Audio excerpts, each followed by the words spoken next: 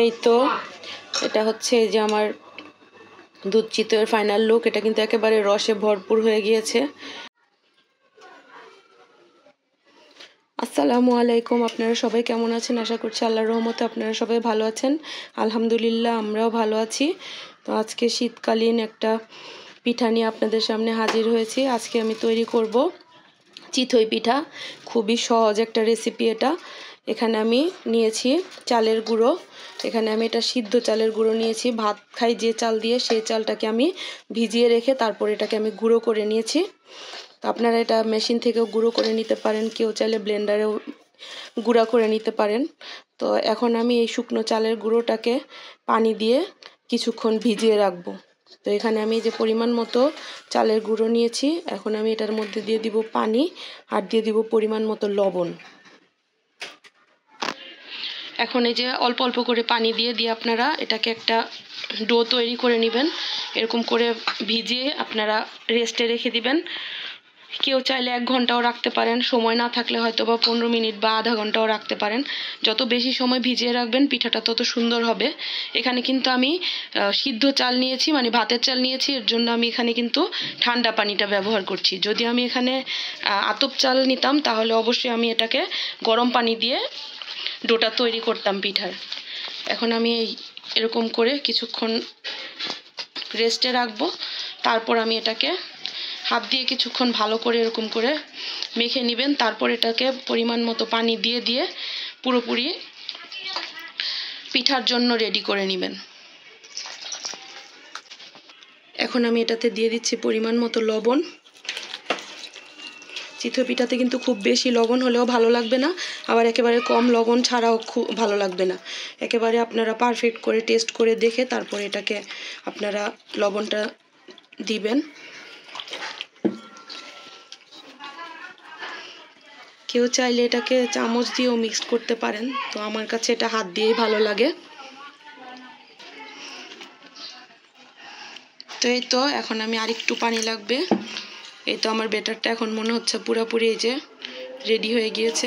এখন আমি পিঠার ছাঁচও বসিয়ে দিয়েছি।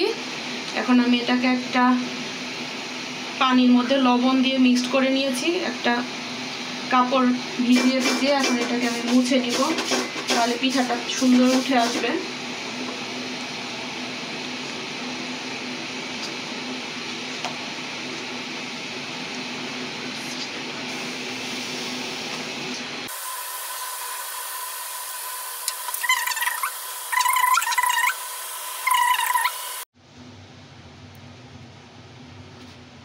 এই তো আমার পিঠাটা কিন্তু হয়ে গিয়েছে। এখন আমি এটাকে তুলে নিচ্ছি।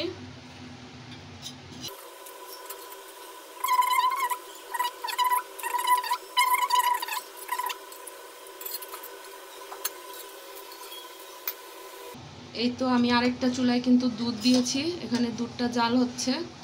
দুধটাকে আমি জাল দিয়ে একটু কমিয়ে নিব, একটু গাঢ় করে নিব, তাহলে পিঠাটা খেতে খুবই স্বাদ হবে। এখন আমি আবার এই তো আমার পিঠাগুলো সব তৈরি হয়ে গিয়েছে। দেখেন একেবারে তুলতুলে, আবার নিচে মচমচাও আছে, কিন্তু একটা পিঠাও পুড়েনি। এই যে দেখেন সবগুলো ছিদ্র ছিদ্র হয়েছে। এখন আমি এই পিঠাগুলোকে দুধে ভিজাবো। এই তো এখানে আমি দুধটাকে জাল করে একেবারে অর্ধেক করে নিয়েছি। 2 কেজি দুধ নিলে যদি শুকিয়ে 1.5 কেজি করে নিতে পারেন তাহলে অনেক সুন্দর ঘন হবে দুধটা। আমি ওরকম করে নিয়েছি। এখন আমি এর মধ্যে পিঠাগুলো দিয়ে দিচ্ছি।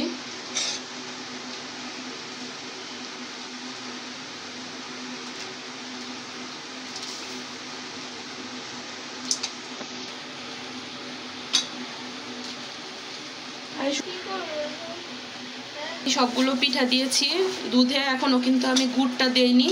গুড়টাকে আমি এই যে এখানে আমি আজকে একেবারে ঝোল গুড়টা নিয়েছি। এই তো এখন আমি এটাকে একটা সাইডে রাখবো। যখন এটা ভালো করে বলক চলে আসবে তারপর আমি গুড়টা মিশাবো। এখন আমি এটাতে দিয়ে দিচ্ছি একটা তেজপাতা, দিয়ে দিচ্ছি দারচিনি, আর দিয়ে দিচ্ছি এলাচ।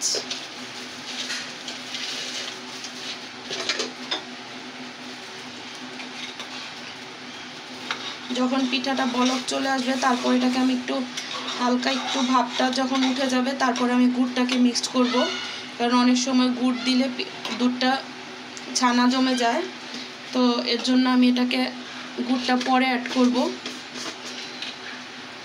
এটা কিন্তু খুব সহজ একটা রেসিপি, দেখলেন একেবারে খুব কম সময়ের মধ্যেই কিন্তু আমার এই পিঠাগুলো তৈরি হয়ে গেল। এখন আমি এটাকে দুধে ভিজিয়েও দিয়েছি।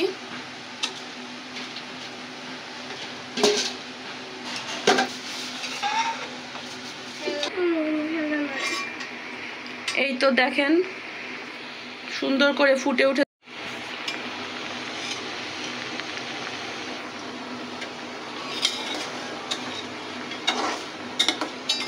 এই তো এখন আমি চুলাটাকে বন্ধ করে দিব, তারপরে আমি গুড়টা মিক্সড করব। এই তো একটু ভাপ উঠে গেছে গরম, এখন আমি এটাতে গুড়টা মিক্সড করে নিচ্ছি।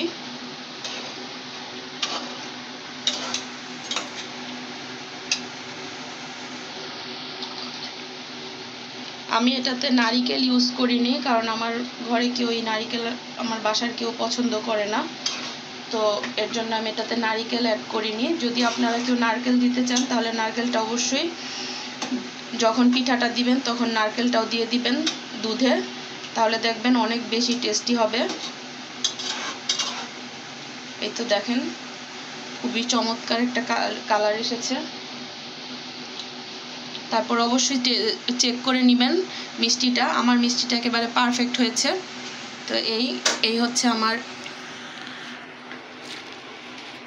দুধ চিতইয়ের ফাইনাল লুক। দেখেন খুবই চমৎকার হয়েছে কিন্তু কালারটা। আমি এখানে একেবারে খেজুরের রসের যে গুড়টা হয় সেটা দিয়েছি, পাতলা গুড়টা। এটার কিন্তু কালারও খুবই সুন্দর এসেছে, স্মেলটাও খুবই সুন্দর হয়েছে, এত সুগন্ধ এটার। এটা যদি কেউ না খান তাহলে বিশ্বাস করতে পারবেন না যে এটা কতটা টেস্টি। এটা কিন্তু খুব সহজ একটি রেসিপি। আমার এই রেসিপি যদি আপনাদের ভালো লেগে থাকে আর আমাদের চ্যানেলটিকে যদি আপনাদের ভালো লেগে থাকে তাহলে অবশ্যই আমাদের পাশে থাকবেন, আমাদের চ্যানেলটিকে সাবস্ক্রাইব করবেন, আমাদের জন্য দোয়া করবেন। আল্লাহ হাফেজ।